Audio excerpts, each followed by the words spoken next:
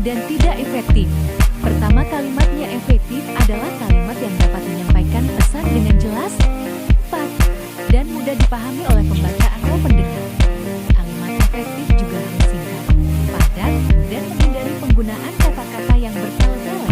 Kedua, kalimat tidak efektif adalah kalimat yang sulit dimengerti, kurang jelas, atau tidak efektif dalam menyampaikan pesan. Ini terjadi karena kalimat tersebut tidak mengikuti kaidah bahasa yang benar atau memiliki struktur yang tidak logis. Kalimat tidak efektif dapat menyebabkan kebingungan dan ketidakjelasan makna bagi pembaca atau pendengar.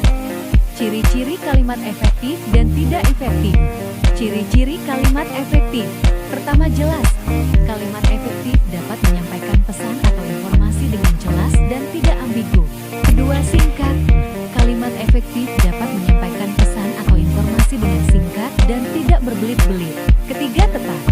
Kalimat efektif menggunakan kata-kata yang tepat dan akurat untuk menyampaikan pesan atau informasi. Keempat, mudah dipahami.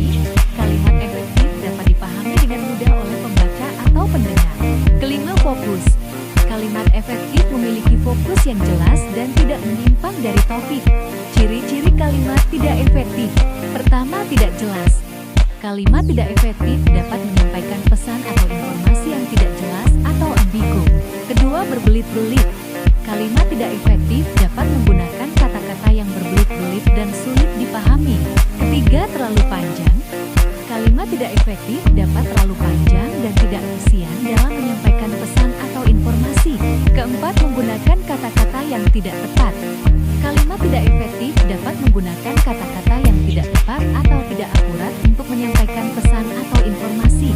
Kelima, kurang fokus. Kalimat tidak efektif dapat memiliki fokus yang tidak jelas atau menyimpang dari topik. Contoh kalimat efektif. Pertama, kalimat perintah. Tolong kirimkan laporan keuangan hari ini. Kedua, kalimat informasi. Pertemuan akan diadakan pada pukul 10 pagi besok. Ketiga, kalimat ajakan. Mari kita bekerja sama untuk mencapai tujuan kita. Keempat, kalimat konfirmasi.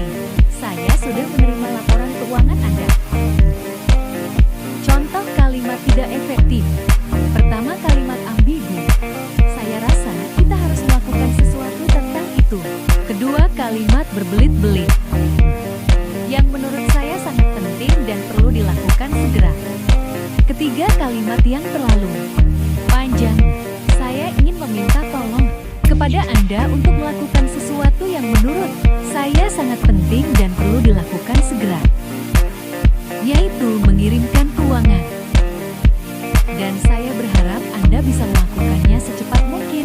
Keempat, kalimat yang tidak jelas. Kita harus melakukan sesuatu tentang laporan keuangan, tapi saya tidak tahu apa yang harus dilakukan. Kesimpulan kalimat efektif.